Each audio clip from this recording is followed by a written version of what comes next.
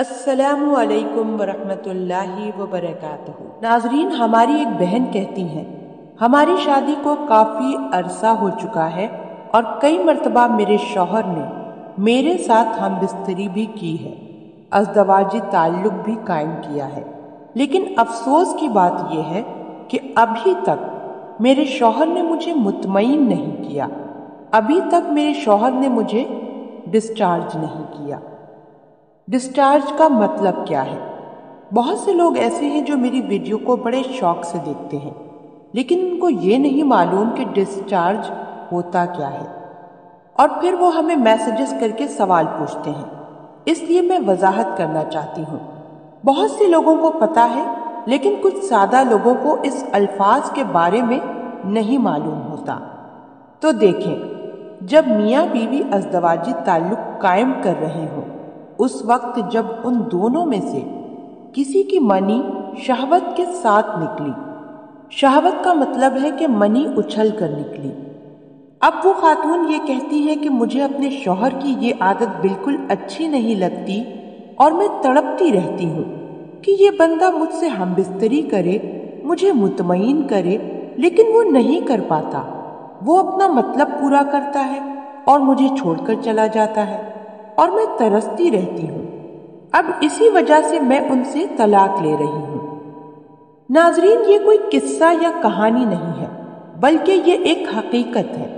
अगर आप अपनी बीवी को मुतमईन नहीं करेंगे तो आपकी बीवी कब तक ये सब बर्दाश्त करेगी? बाज़ दफ़ा तलाक की वजह ये भी होती है, और ये वजह सबसे ज्यादा बनती है तलाक की।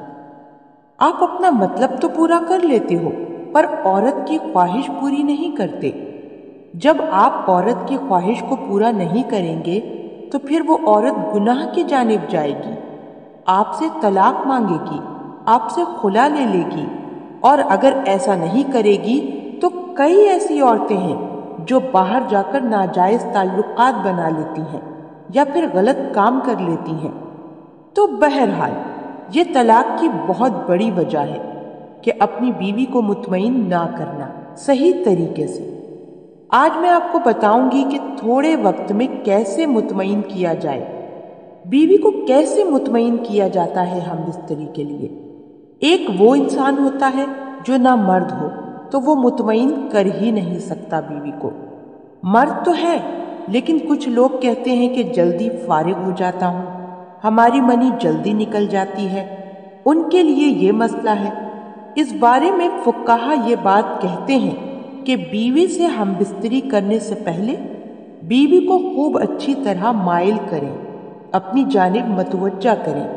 बीवी के जिस्म के कुछ ऐसे अज़ा होते हैं जिन्हें छूने, सहलाने से, प्यार करने से बीवी को शहवत आती है, और इस तरह बीवी हमबिस्तरी की ख्वाहिश जाहिर करती है। इसलिए हमबिस्तरी से पहले बीवी से प्यार किया जाए, उसको शहवत दिलाई जाए। जब शहवत बिल्कुल करीब हो तो उसके बाद दखोल किया जाए, फिर बीवी मुतमईन हो जाती है। ना सिर्फ बीवी बल्कि शौहर भी मुतमईन हो जाएगा, और इस तरह बीवी आपसे दूर भी नहीं भागेगी और बीवी गुनाह भी नहीं करेगी।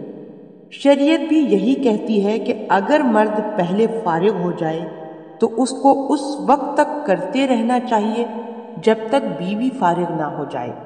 अगर बीवी फारिग होगी पहले तो मर्द, और बीवी को चाहिए कि शौहर को उस वक्त तक मौका दे जब तक शौहर फारिग ना हो। नाजरीन, ये एक बहुत अहम मसला है। बाज़ दफ़ा इन मसलों को लेकर घर टूट जाया करते हैं, औरतें बेघर हो जाती हैं और ज़िना आम हो जाता है।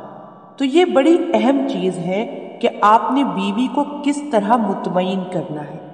दखोल नहीं करना जब तक कि बीवी मुतमईन ना हो जाए।